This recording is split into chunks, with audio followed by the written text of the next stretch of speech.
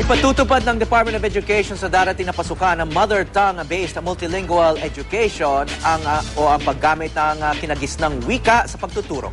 Base kasi sa pag-aaral ng DepEd, mabisa itong paraan para mas mabilis na matuto ang mga estudyante. May news to go si Trisha Zafra. Kapampangan ang kadalasang gamit ng mga guro sa high school na ito sa Mexico, Pampanga sa pagtuturo ng kasaysayang lokal ng Pampanga. Pabor dito ang mga estudyante. Madali namin matutunan di kami mahihirapan. Kasi lahat ng sasabihin nila alam namin kasi yun yung lingwaheng natutunan namin mula pa ng bata. Dahil madaling maintindihan, ang estudyanteng si Marie Chris, kuhang-kuha raw ang kahalagahan ng pag-aaral ng kanilang kasaysayan. Nakakatulong po sa amin yung mga nangyari noong unang panahon para mabalikan po namin at makunan namin ng mga pag-aaral. Ayaw naming mawala sa kanilang mga kaisipan yung kultura na aming nakagisnan sa pamagitan ng pagmamahal sa sarili naming dialect.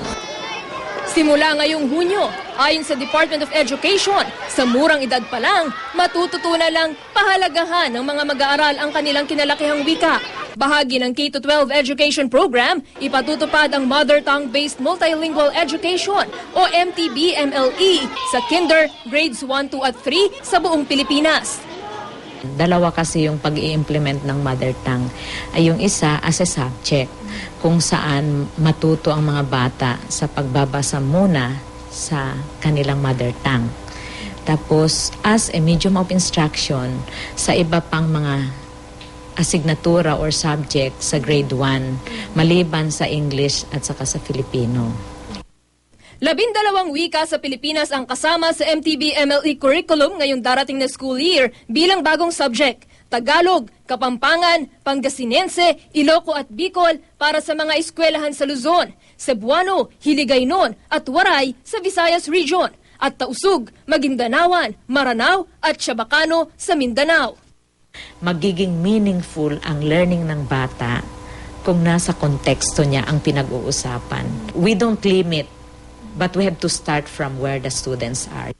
Ayon sa DepEd, 1999 nang simulan nilang subukan sa 921 schools sa Pilipinas ang MTB-MLE sa ilalim ng iba't ibang experimental learning programs. So I'll give you... There is really a significant difference in the performance, in the achievement of those who had been exposed to the mother tongue prior to exposing them to English and Filipino.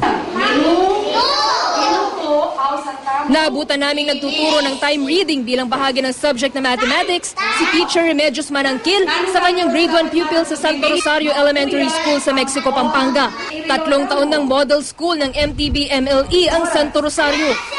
Dahil naintindihan nila, halos nakakasagot sila at naibibigay nila yung sarili nilang ideas. Pero di raw madaling magturo sa ganitong paraan, lalo na kung wala namang teaching materials. Ang storybook nga na ito tungkol sa isang palaka, siya pa ang nagpasadya. Mas maganda siguro kung yung mga materials, bibigyan kami ng mga materials. Tiniyak naman ng DepEd na sa nationwide implementation ng programa ngayong Hunyo, di na mamamroblema sa instructional materials ang mga guro, maging mga estudyante. Yung learning materials, hinahanda na namin sa 12 major languages yung gagamitin. We are now in the process of, finalizing all these materials to be given. Trisha Zafra, GMA News.